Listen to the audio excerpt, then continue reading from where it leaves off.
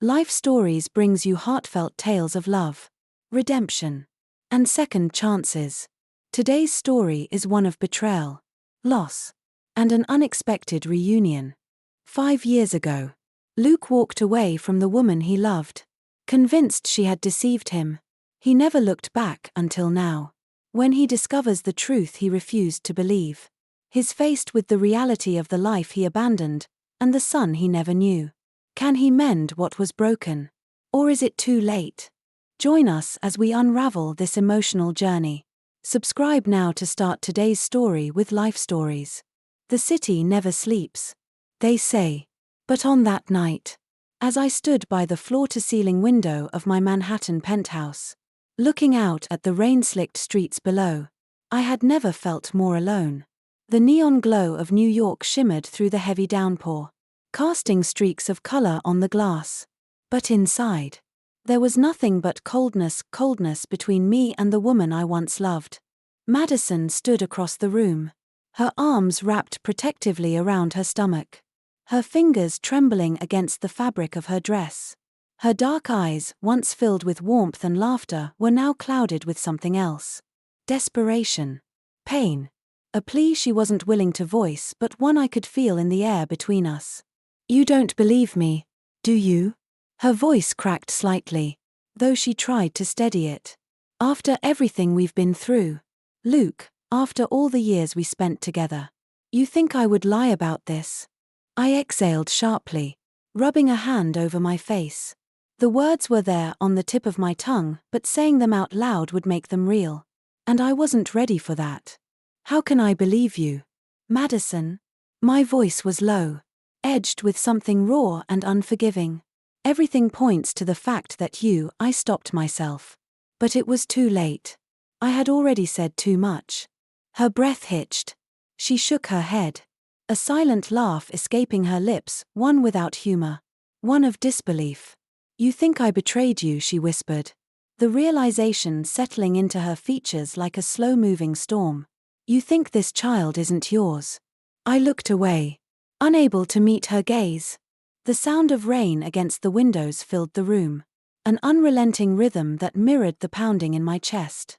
I could still remember the nights we had spent right here in this apartment, tangled up in each other, talking about the future, the life we would build together. And now, here we were, tearing it all apart. Madison let out a shaky breath. "I don't want your money, Luke. I don't need your name, your power, your status. I never have. But this child, our child, deserves a father who believes in him. And if you can't be that man..." She hesitated, her fingers curling around the small ultrasound photo she had placed on the coffee table between us. "Then I'll walk away." Something about the way she said it, so quietly, so firmly, made my chest tighten. But pride is a cruel thing. And in that moment, it had me in its grip. "Then go." The words left my lips before I could stop them. She sucked in a breath, her entire body going rigid as though I had struck her. The silence that followed was unbearable. I could see it in her eyes, the exact moment something inside her broke. The moment she realized that the man she had once trusted more than anyone had failed her. Without another word, she turned and walked toward the door, the sonogram still clutched in her hand. But just as she reached for the handle, she paused, looking back over her shoulder. "When you realize you were wrong, Luke," she said softly, her voice like a ghost of what it once was, "it will be too late."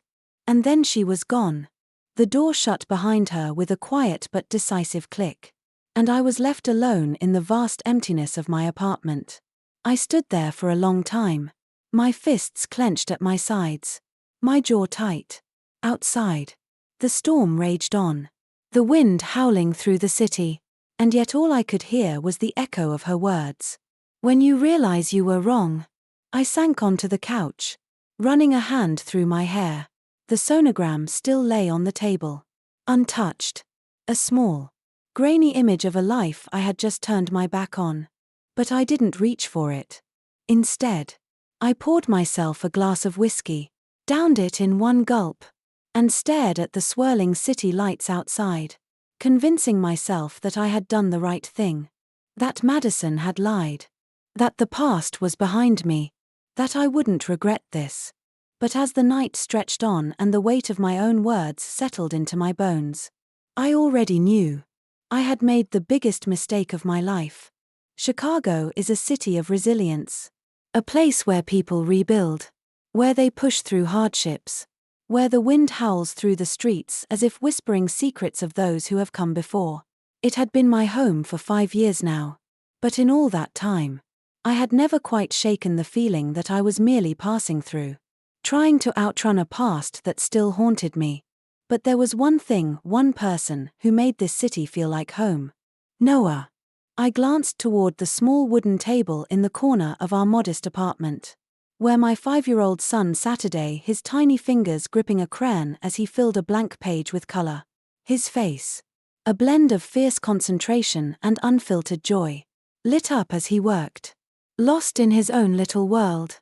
"Mom, look," he called out suddenly, holding up his latest masterpiece. I walked over, kneeling beside him as he proudly presented his drawing. A bright blue sky, a golden sun, and 2 figures, one tall, one small, standing hand in hand beneath a soaring red kite. The words, scrawled in his uneven, childlike handwriting, made my breath catch. "Mommy is my kite." Something inside me clenched. I smoothed my hand over his soft curls and pressed a kiss to his forehead, swallowing the lump in my throat. "It's beautiful, sweetheart," I whispered. "Just like you." Noah beamed, his dark eyes sparkling. "One day, I'm gonna paint the biggest sky ever, so you can fly even higher." I smiled, even as the words settled deep in my heart like an ache I couldn't quite name. Because the truth was, I wasn't soaring. I was surviving. Being a single mother was a relentless balancing act. The early morning shifts at O'Hare International Airport. The long flights. The exhaustion that never quite left my bones. The endless worry about rent. About school. About making sure Noah had everything he needed. I had built a life here. But it wasn't easy. Still, every time I looked at my son, I knew it was worth it. Noah had inherited his father's sharp eyes, his natural confidence, the way he carried himself as if he already knew his place in the world. But he had my heart, my resilience, my love for creating something out of nothing. And it was in those moments, when he was lost in his art, his small hands smudged with color, that I saw glimpses of the future he deserved. A future where he wouldn't have to struggle the way I had. A soft knock at the door pulled me from my thoughts. I rose to answer it, already knowing who it would be. "Madison. You've got to see this." Riley, my closest friend and co-worker, stepped inside, her phone already in hand. She was still in uniform, her flight attendant badge clipped to the pocket of her blouse, and her expression was buzzing with excitement. She turned the screen toward me. It was an online article, an art feature. My chest tightened as I read the headline. "Chicago's youngest prodigy, the rising talent of Noah Hayes." My pulse quickened. Noah's painting, a bold, breathtaking depiction of the night sky, was displayed prominently. The article detailed how his work had caught the attention of art collectors. How industry insiders were already whispering about the genius of this young artist. Pride swelled in my chest, followed swiftly by something else. Fear. I forced a smile. "I can't believe this," I murmured. "He's just a kid. A kid with insane talent." Riley countered. "Madison, this could change everything for you both." I nodded slowly, but unease prickled at the back of my mind. Because I knew how the world worked. I knew how people saw talent not as something to nurture, but as something to own. And deep down, I knew that once a door like this opened, there would be people waiting on the other side, ready to take more than they gave. I glanced back at Noah, who was still happily coloring, completely unaware of the storm that was beginning to gather. For 5 years, I had built a life around protecting him. But something told me that the past, the one I had worked so hard to leave behind, was about to catch up to us. Airports have a strange way of holding moments in time. People rush from one place to another, eager to escape, to return, to start anew. But sometimes, in the blur of movement, the past has a way of catching up with you. I had walked these halls of O'Hare International Airport 1,000 times before, my heels clicking against the polished marble floor, my navy blue uniform crisp, my red silk scarf a bright contrast against the muted tones of the terminal. The routine was second nature by now, checking flight schedules, assisting passengers, keeping a composed, professional demeanor no matter how exhausted I felt. But nothing had prepared me for this. Nothing had prepared me for him. Luke Weston. The name alone was enough to send my heart racing. But seeing him again after 5 years, it was like being thrust into a past I had spent years trying to escape. He was sitting in the VIP lounge, his broad frame relaxed in a leather chair, a steaming cup of coffee in his hand. A tailored charcoal suit hugged his form effortlessly, his dark hair neatly styled, his features sharp as ever. But there was something different in his eyes, something tired, worn, as if the weight of the years had caught up to him in ways he hadn't anticipated. For a moment, I told myself I could keep walking, that he wouldn't notice me, that I could slip by like a stranger in a crowd. But fate is cruel. Our eyes met. And just like that, time stopped. His gaze locked onto mine, and I saw it, the flicker of recognition, the shock, the hesitation, and then something else. Regret. The conversation around him faded. The hum of the airport nothing more than a distant murmur. I swallowed hard, forcing my expression into one of cool indifference. I had mastered this act over the years, the ability to keep my face blank, my voice steady, my emotions locked away behind a wall no one could penetrate. You don't know him anymore, Madison. I took a slow, measured breath and approached the lounge. My posture straight, my hands steady. Good afternoon, Mr. Weston, I said, my voice smooth, professional. I hope you have a pleasant flight. For a moment, he didn't respond. He simply stared, as if he were trying to determine whether I was real or just a figment of his imagination. Then, slowly, he set his coffee down. Madison. Hearing him say my name again sent a jolt through me, but I didn't let it show. I gave him a polite, detached smile. If you need assistance, please don't hesitate to let us know. And with that, I turned and walked away. I felt his eyes on me, burning into my back. But I didn't turn around. I couldn't. As I reached the gate, my breath was unsteady, my hands tightening around the passenger list.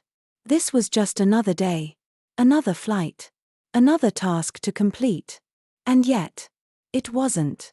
Because Luke Weston was here. Because the man who had walked away from me, the man who had walked away from us, had just re-entered my life. And deep down, I knew this wasn't over. Not yet. New York City had always been a place of grandeur, of ambition, of people chasing dreams and leaving behind whatever didn't serve them. It was a city that never looked back. And yet, here I was, staring at my past without even realizing it. It had been years since I had set foot in the Whitmore Gallery, one of Manhattan's most exclusive art spaces. The air inside was thick with whispered admiration. The gentle clinking of wine glasses. The soft, elegant murmur of conversations. A place for the elite to discuss the meaning of brushstrokes while spending obscene amounts of money on art that would sit untouched in penthouses. I hadn't come here by choice.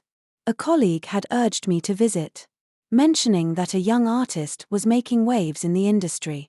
I hadn't thought much of it, until I saw the painting, the one displayed in the far corner of the gallery, illuminated beneath a warm golden light. My breath caught. There, in bold, confident strokes, was a painting of a sky expansive, breathtaking, alive. A red kite soared at its center, the wind catching its tail. its string leading to two figures standing below. A mother and child. It was unmistakably Noah's work. My pulse pounded as I stepped closer, my fingers tightening into fists at my sides. He hadn't sold this painting. I would have known. Then my eyes drifted down to the small plaque beneath it.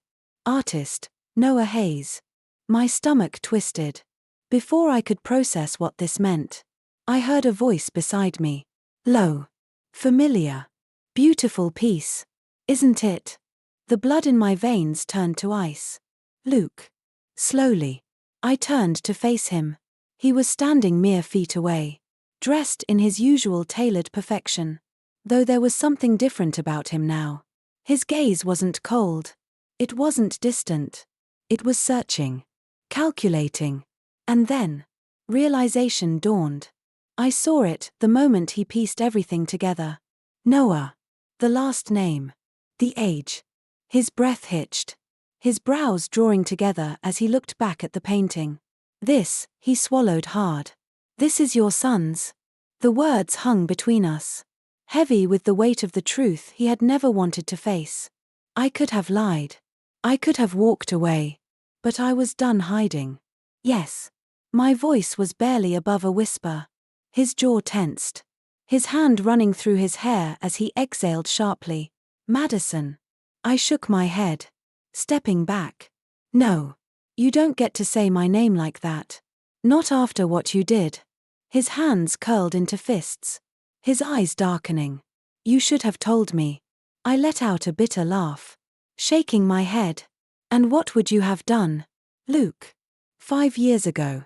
You told me to go. You told me you didn't believe me, that I was lying. So, I left. My voice cracked. But I didn't waver. And I raised him alone. He looked as if I had struck him. I didn't know, he murmured. I didn't. You didn't want to know. I interrupted. You didn't want to believe me. And now? What? You think you can just step back into his life? That I'll just hand him over to you? Luke's face was unreadable. But there was something in his eyes, something that scared me. Determination. Possession. I made a mistake, he said. Voice low. Steady. And I will do whatever it takes to fix it. I lifted my chin. My heart pounding. We'll see about that. And with that, I turned and walked away, leaving Luke standing alone in front of our son's painting. The past had finally caught up to us, and I wasn't sure we would survive it. I sat in my office, staring at the screen, my hands hovering over the keyboard. The words in the article blurred, but the picture remained clear. A young boy, standing in front of his painting, his dark eyes full of confidence and warmth. Noah Hayes. Child prodigy. Chicago's rising star. The name hit me like a blow to the chest. Hayes. Madison had changed her last name. Or maybe she had given Noah her own surname from the beginning. Either way, it didn't change the truth. He was my son. A storm of emotions churned inside me, regret, anger, disbelief. But most of all, guilt.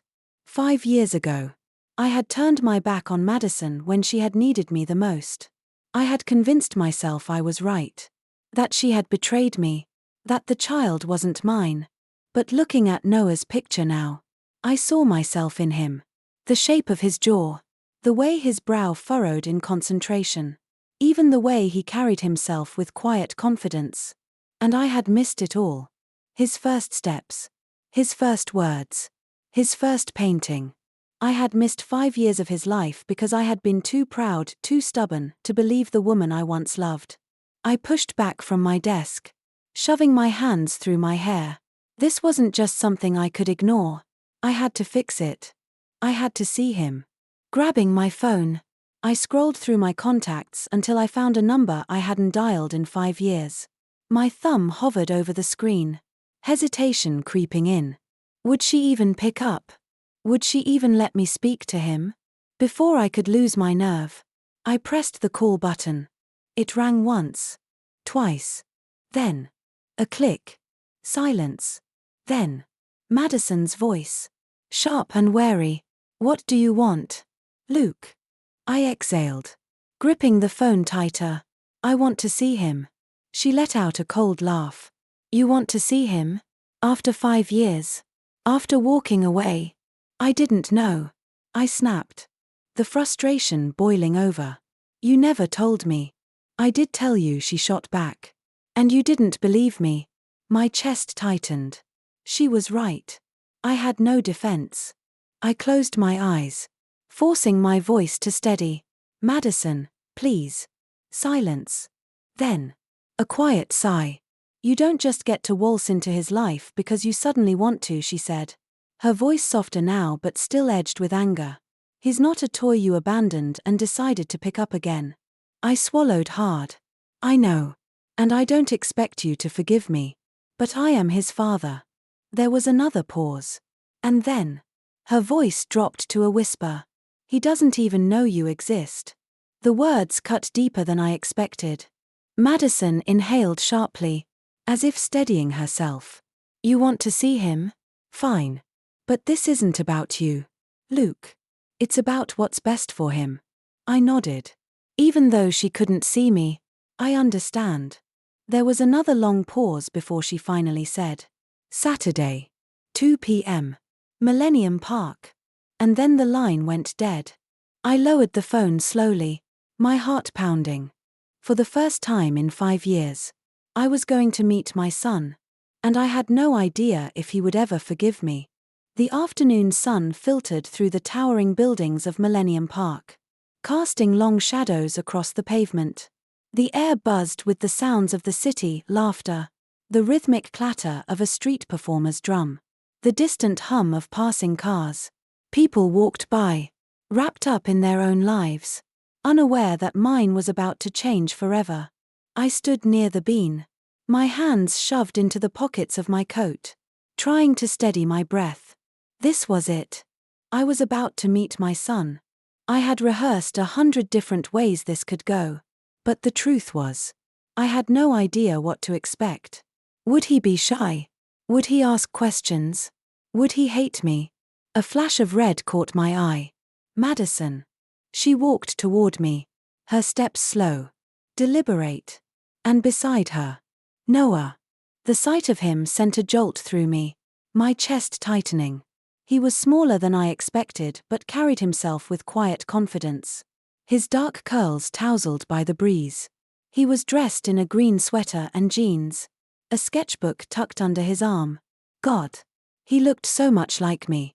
I swallowed hard, my throat dry as Madison stopped a few feet away. Her expression was unreadable, her gaze flicking between me and Noah, as if bracing for the moment to unfold. Noah, she said gently, crouching beside him. This is Luke. An old friend of mine. My stomach twisted at the word friend, but I understood why she had said it. Noah blinked up at me, curiosity flickering in his dark eyes. Hi, he said simply. It was the smallest word, but it felt like a lifeline. I cleared my throat, forcing a smile. Hey, buddy. He tilted his head slightly, studying me. Do you like art? The question caught me off guard, but I nodded. Yeah, I do. Noah's face lit up, and he opened his sketchbook. I'm drawing a new kite, he said, flipping through pages filled with vibrant colors and bold strokes. Mom says kites are special because they can fly really high but always come back. Something in my chest cracked. I glanced at Madison, who was watching me carefully, her arms crossed, her face unreadable. That's a good way to think about it, I said, kneeling to get a better look at his drawing. It's beautiful. Noah grinned. And for a second, I forgot about everything, the years lost, the mistakes made. I was just a man kneeling in front of his son, marveling at the way he saw the world. Want to help me color it? He asked, holding out a crayon. My breath caught. This was it. A chance. A small, fragile thread connecting us. I reached out, taking the crayon from his tiny fingers. I'd love to. Madison didn't say anything, but when I glanced at her, there was something softer in her eyes. This was only the beginning. But for the first time in years, I felt hope. Sitting on a park bench with Noah beside me, I felt the weight of time pressing down on my chest. He was so open, so trusting. Despite having no idea who I really was to him, every word he spoke, every stroke of color he added to his drawing, felt like a glimpse into a world I had lost before I even knew it existed. But I could feel Madison watching. Her arms were crossed over her chest, her posture tense, her eyes sharp as she observed every interaction between us. She wasn't just here to supervise, she was guarding something. Protecting Noah from a man she wasn't sure she could trust. And I didn't blame her. "I think I'll add some birds," Noah announced, carefully sketching a pair of wings in the corner of the page. "Mom says birds are free." I swallowed hard. "She's right." Noah nodded, satisfied with his work. Then he turned to me suddenly, his eyes filled with innocent curiosity. "Are you an artist, too?" Madison stiffened beside him. I hesitated. "Not like you. I work in business. But I like art." He considered this for a moment, as if weighing whether that answer was acceptable. "Mom says you have to love what you do." A lump formed in my throat. I had spent years chasing success, wealth, power, things that had meant everything to me once. But now, sitting beside Noah, I wondered what it had all been for. "Your mom is very wise," I said softly. Noah beamed and continued coloring, humming quietly to himself. The moment should have felt light, easy. But the tension between me and Madison was suffocating. I finally looked up at her, bracing myself for the inevitable conversation. "Can we talk?" I asked under my breath. Madison's jaw tightened. "Now?" I glanced at Noah. "Just a few minutes." She hesitated but then nodded. "Noah, sweetheart, why don't you go play by the fountain for a bit? I'll be right here." He looked between us but didn't question it. "Okay." He hopped off the bench, clutching his sketchbook as he ran off toward the water, his curls bouncing with each step. And then it was just us. Madison turned to me, her arms still crossed, her face unreadable. "Say what you need to say." I exhaled, rubbing a hand over my face. "I messed up, Madison." A bitter laugh escaped her lips. "That's an understatement." "I know," I said, my voice rough with emotion. "I know I don't deserve anything from you. I don't deserve to just show up and expect." "You don't," she cut in. "You don't get to just appear after 5 years and pretend this is easy." "I'm not pretending," I said quietly. "I'm trying to fix it." She shook her head, looking away as if she couldn't bear to meet my eyes. "You don't just get to fix something like this, Luke. You walked away. You left me when I needed you the most." Her voice wavered on the last words, and I saw it, the pain she still carried, the scar I had left behind. I swallowed hard. I was wrong. Silence. Her hands clenched into fists at her sides. "You broke me," she whispered. "And you don't get to do that to him." The finality in her words made my chest ache. I had lost her. That much was clear. But I couldn't lose Noah. "I just want to be in his life," I said, my voice raw. "Please." Madison let out a slow breath, closing her eyes for a brief moment. When she opened them, there was no anger left, just exhaustion. "I don't know if I can trust you," she admitted. I met her gaze, steady and unwavering.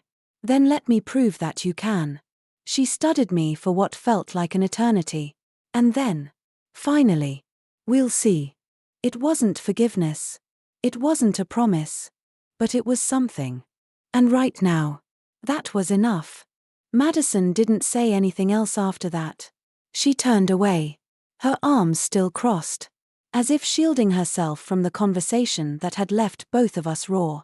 Noah was still playing near the fountain, dipping his fingers into the water, giggling as he traced ripples across the surface. The sight of him, so full of joy, so untouched by the weight of the past, made my chest tighten. I had missed everything. Madison finally broke the silence. I need time. I looked at her. Waiting. She exhaled slowly, running a hand through her hair. Noah is my world. Luke. I can't just let you in and hope you don't walk away again. He doesn't even know who you are. I don't expect him to. I admitted. Not yet. She turned to me, her gaze sharp. Then why are you really here? It was the question I had been asking myself since the moment I saw Noah's painting in the gallery. Was it guilt? Regret? Or was it something more? I sighed. Because he's my son. Madison flinched slightly, and I hated myself for the pain I saw flicker across her face. You don't get to say that so easily, she murmured. I knew she was right. I don't want to take anything from you, Madison, I said, my voice softer. I want a chance. She let out a quiet laugh, but there was no humor in it. A chance for what? To play dad when it's convenient for you? To walk in and out of his life whenever you feel like it? The accusation stung. But I didn't argue. Instead, I said the only thing that mattered. I won't leave again. Her lips pressed into a thin line, her expression unreadable. I don't trust you. Then don't trust me, I said, meeting her gaze. Trust him. She blinked, thrown off by my words. Let Noah decide. I continued. If he wants me around, I'll be there. If he doesn't, I'll walk away. But let him make that choice. Silence stretched between us. Finally, Madison looked away, her shoulders slumping slightly as if the weight of the conversation had drained her. I don't know if this is a mistake, she admitted. I swallowed the lump in my throat. Neither do I, she sighed, rubbing her temples. Fine. I barely dared to breathe. I'll let you see him, she said slowly. But you take things at his pace. You don't push. You don't confuse him. And you don't hurt him. I nodded. Agreed. She hesitated. I mean it. Luke. If you disappear again. I won't. I said quickly. I swear. Madison studied me for another long moment before finally nodding. Okay, she said. We'll start small. One visit at a time. It wasn't everything. But it was a start. Noah ran back toward us. His cheeks flushed with excitement.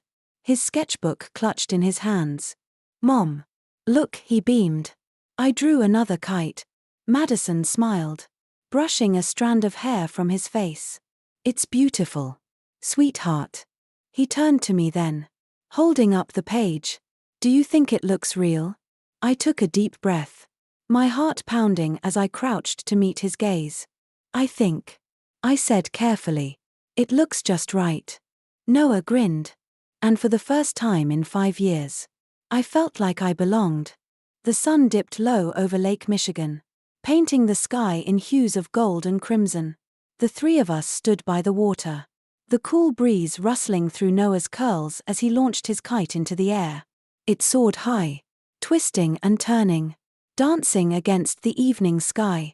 Madison stood beside me, her arms loosely crossed, watching Noah with a quiet smile. Things weren't perfect.